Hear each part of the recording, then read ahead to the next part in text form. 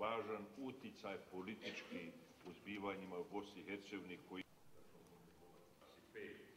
odluku učešću na lokalnim izborima prije 2 zasjedanja glavnog odbora.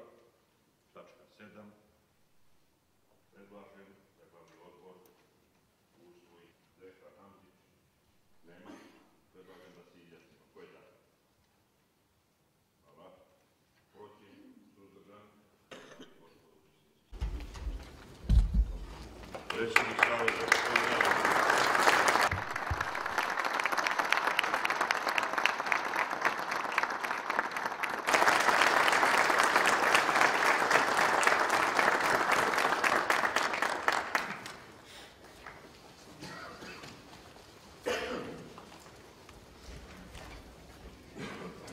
zasjeda glavni odbor Saveza za bolju budućnost Bosne i Hercegovine.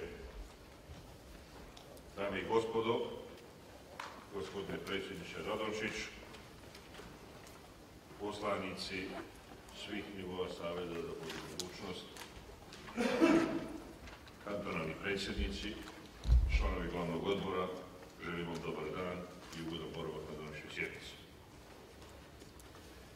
Dozvolite mi da prije nešto počnemo, da vas zamolim da u povodu smrti nekih članova Saveza za bolju budućnost, a među kojima je i članica glavnog odbora, gospođica Melisa Nastup, izrazimo svoje žaljenje, učenje fatike i na drugi način.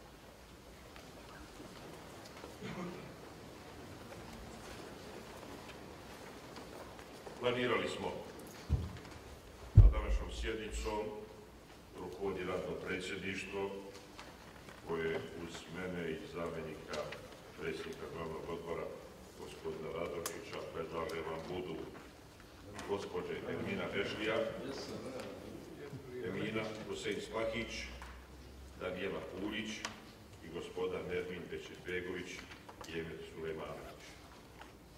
Možete li prihvatiti ovaj prijedlog? Ko je za? Hvala. Protiv?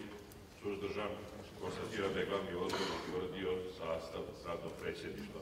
Molim izabrane članove radnog predsjedništva da zauzmu mjesta.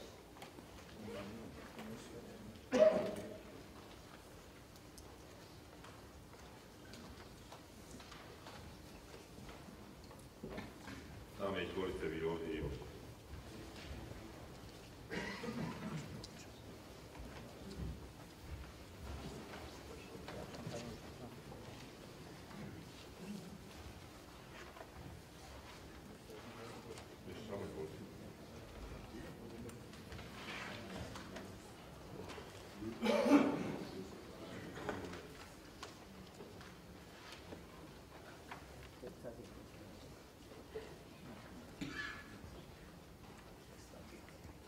Današnju sjednicu glavnog odbora organiziramo s ciljem da jedan snažan rast Saveza za bolju budućnost na terenu, jedan važan uticaj politički u zbivanjima u Bosni i Hercegovini koji imamo, jedno strukturalno razvijanje Saveza na svim nivoima,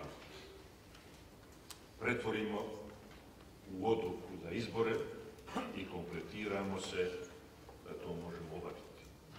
Zbog toga vam, dame i gospodo, predlažem da današnja sjednica ima sljedeći dnevni red.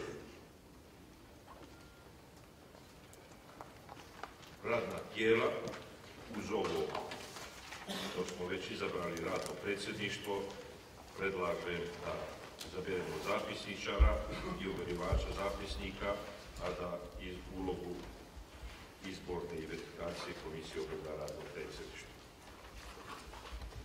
da se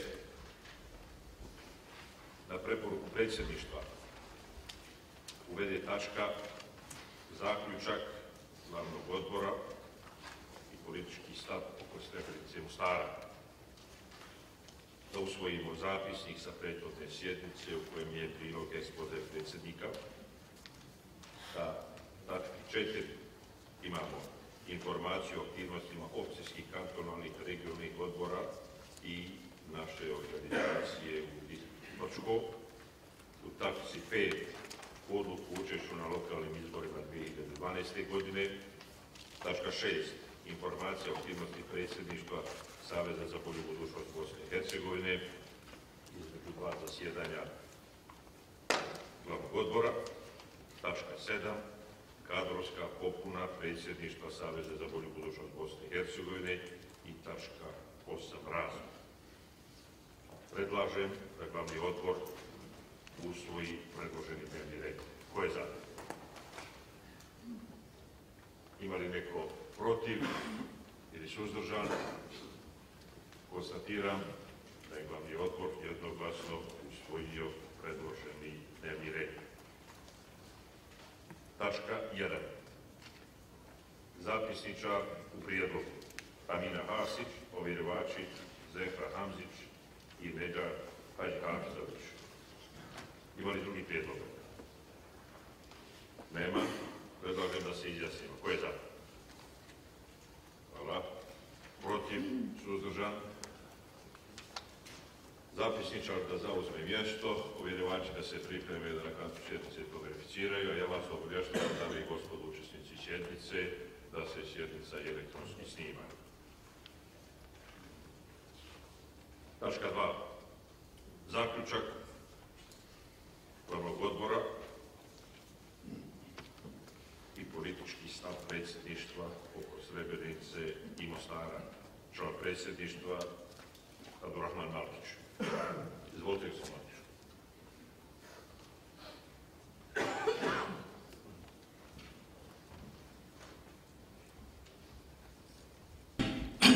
Dame i gospodo, poštovani predsjedniče, članovi glavnog odbora, izuzetno mi je zadovoljstvo što mogu danas prvi da se obratim na sjednici glavnog odbora i da ukažem na činjenicu da kako stranka, odnosno savez, tako i predsjedništvo polaže velike nade u rješavanju, odnosno želi da riješi pitanje Srebrenice i Mostara.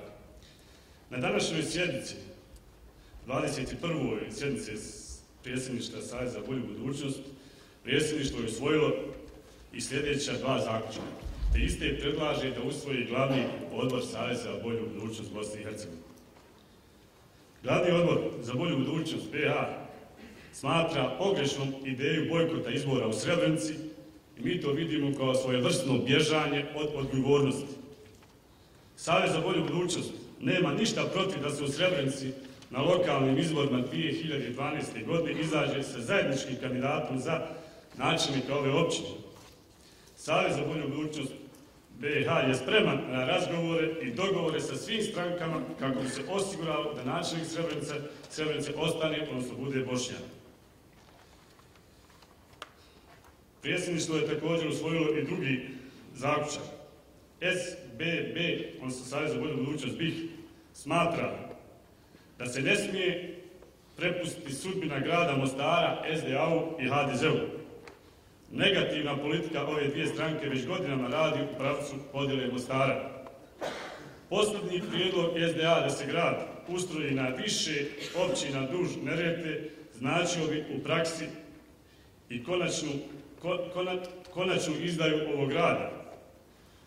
Uspostavljanje Mostara kao hrvatskog stolnog grada i ostavljanje u totalnom političkom i ekonomskom mraku i onako opljačkane i siromašne istočne obale Mostara. Srebrenica i Mostar, stav je glavnog odbora SBB, pitanja su od sudbinske i strateške važnosti za opstanak i jačanje nam drage države Bosne i Hercegovine. Hvala.